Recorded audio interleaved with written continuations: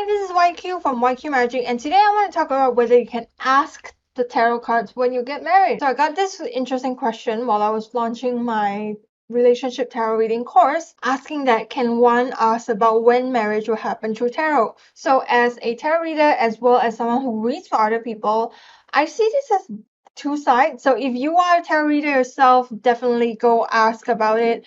Actually, at the end of the video, I will share a spread that you can try out. But if you are a tarot reader reading for clients, I just want to kind of like set some expectations and the reason is that if a client is asking you when they will get married, there are so many layers to the questions before we actually can answer them. So I'm going to walk you through some things to consider if someone is asking you about that. And, to make your own decision, how you want to approach this subject. So also before we continue, I just want to say that I am talking about this subject about getting married as someone who's like hashtag single AF. So sometimes I kind of do feel that I don't really have that much, advice to give people. I can read the cards, but getting into a relationship, getting a good relationship, staying and then getting married, that's not something I'm good at, but I am good at reading tarot cards. If a client does come to you asking when they'll get married, you want to figure out first. Number one, what does being married mean to the client? Number two, what stage of dating is the client in? Number three, how willing is the client to take action to bring love into their life? You see, there are so many things to think about before we just say, okay, let me just pull cards for you to see when that happens. So layer number one, what does being married means to the client? Because sometimes it can be that parents have expectations or you yourself have expectations. I should be married by age what? And then, the client's not married and then they freak out and then they go to a random reader to ask about when am I going to get married? And you want to think about what does getting married mean to the client, because number one, it can mean just going down a random street asking a rando, hey, you want to get married with me? Fine, let's sign the paper. Awesome. It could also mean they want to meet their love of their life, fall in love, be happy together, or it could even mean going for an arranged marriage. It worked in the past. It doesn't really work now because everyone has free will, but if you're running out of choices, do consider that as well.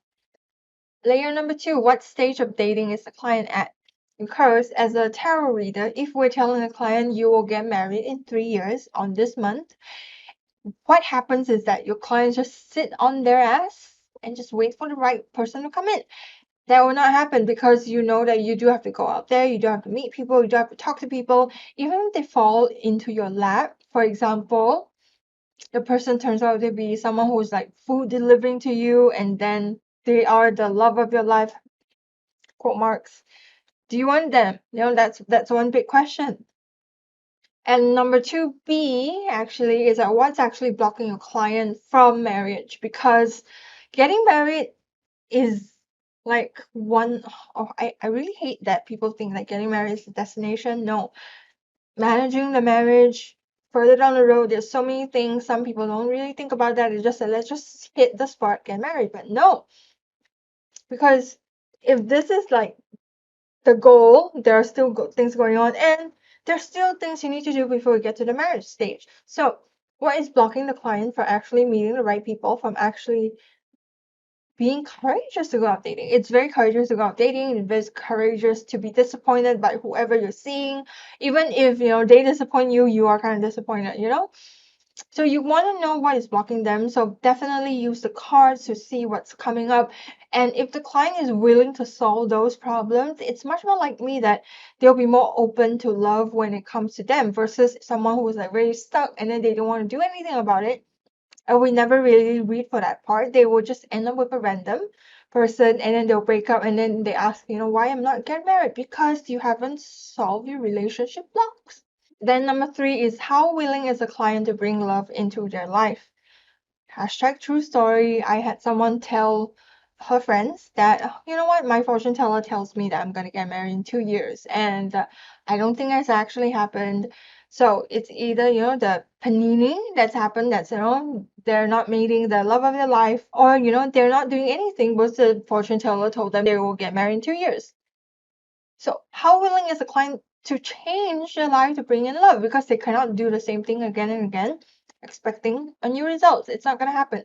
So when you figure out the relationship blocks, you kind of figure out, what they can do next before they can actually meet someone. Because it really does take two hands to clap. You know, if someone is out there waiting for you and you're not going out there to clap them, it's not gonna happen.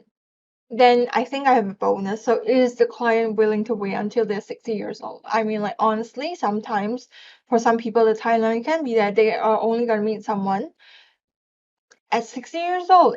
Is your client open to that, you know? But you have to let them be aware of that as well, because it's not just about when you're gonna get married, it's also about how long do you want it to happen, when you want it to happen.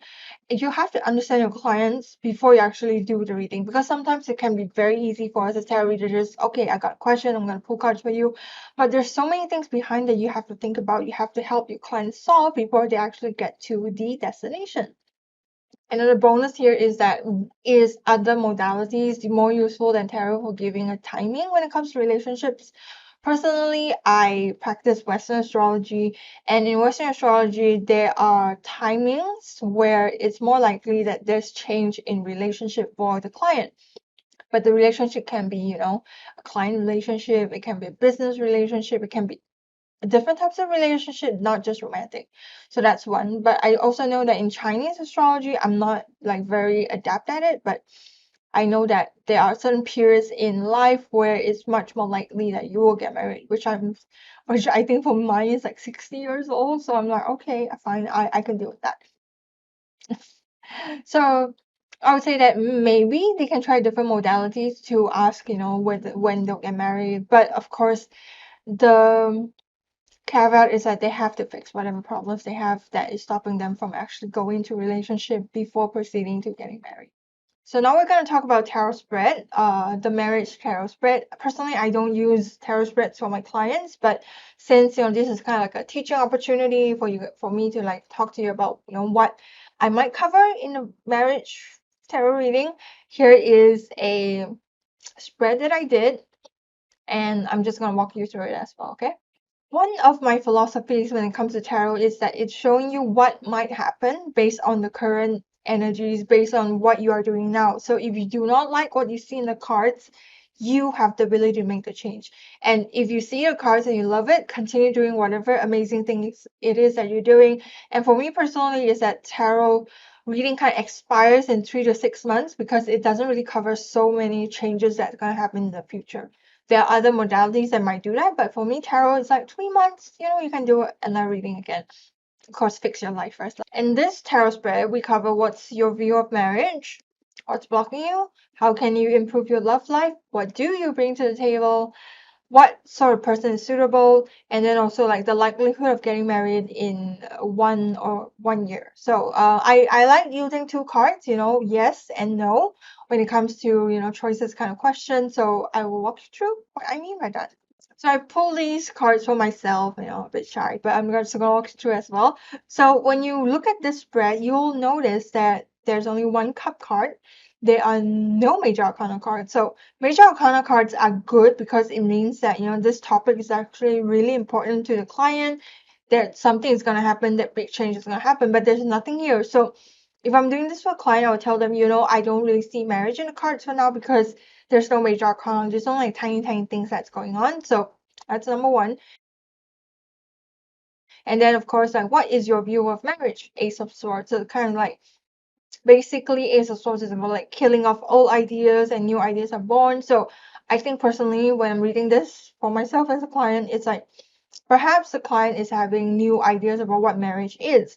So, you know, it could be that, you know, they think that, okay, you know, I don't really have to do it, you know, at this age, or I can do it, you know, further down the road, or even if they don't want to get married. So there's new ideas coming in, and it's up to the client to kind of like understand what's going on, to really dig into, right, do you actually want to get married, or you're just like, you know, you're asking this question because your mother wants you to get married. So understand that is the best part. And then of course, like, what's blocking you? So King of Cups can be a person in a client's life. So for example, if you do pull this for a client, you might want to ask them, is there someone who's like emotionally mature in your life, and what role do they play in your life that's kind of blocking you? It could be an actual person that they cannot let go of, or it can be like their parents, or it can be themselves, that they are so deeply in tune with their emotions that they don't really want to be with other people who are not so in tune with their emotions. And that can be a block because you kind of like not really open yourself to other types of people. So that's one. So how can I improve my love life? Ace of Wands. I really like this. So basically, it's really about like taking new action. Whatever you've been doing in the past, it's not working. Go change it out. Be more passionate. Be more even like exciting.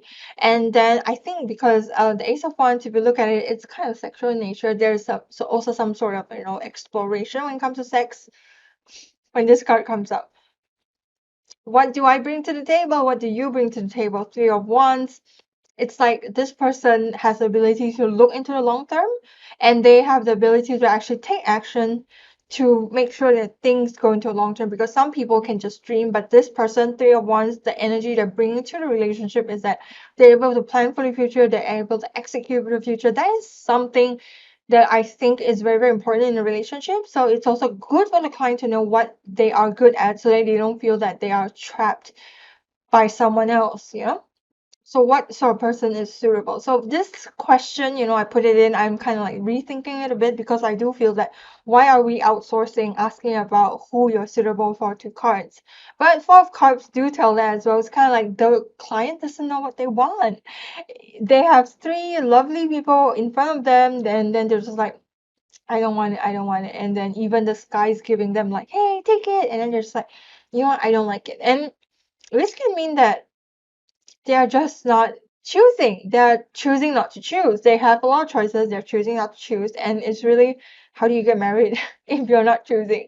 And this one, I think I will dive deeper in because it's a two-card thing. So what's the likelihood of getting married in the next 1 year? So I like pulling one for yes, one for no.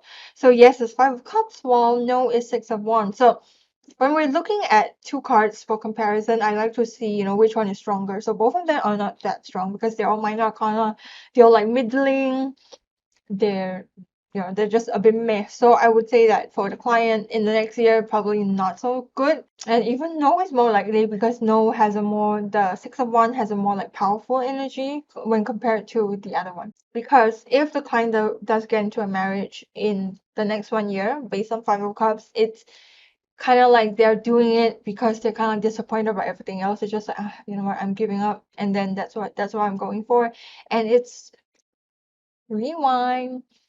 So I was looking at the wrong card. So it's actually five of pentacles. So if the client does get into a relationship in the next 1 year, like to marry, they are. It's not really. It's like the scarcity mindset. It's like they don't think they are worthy of more, and then they're just like, I'll just take beggars can't be choosers. And we look at the five of pentacles, they are beggars. So beggars can't be choosers kind of mindset going to a marriage is not great, okay? Don't do that. Well, the six of wands is more likely, so no is more likely. And then I would see that the client might have more success in other areas of life that they just want to focus on. Because sometimes it's really about what you're putting focus on that is affecting whether you will get into a relationship, whether you will get married or not. So let me know in the comments how this spread is useful for you, or even like how you would approach a marriage question when it comes to tarot. Well, that's it. I'm YQ from YQ Magic. You can check out other videos about learning tarot. If you have any more questions, let me know in the comments as well, and I'll cover it in a upcoming video. Bye!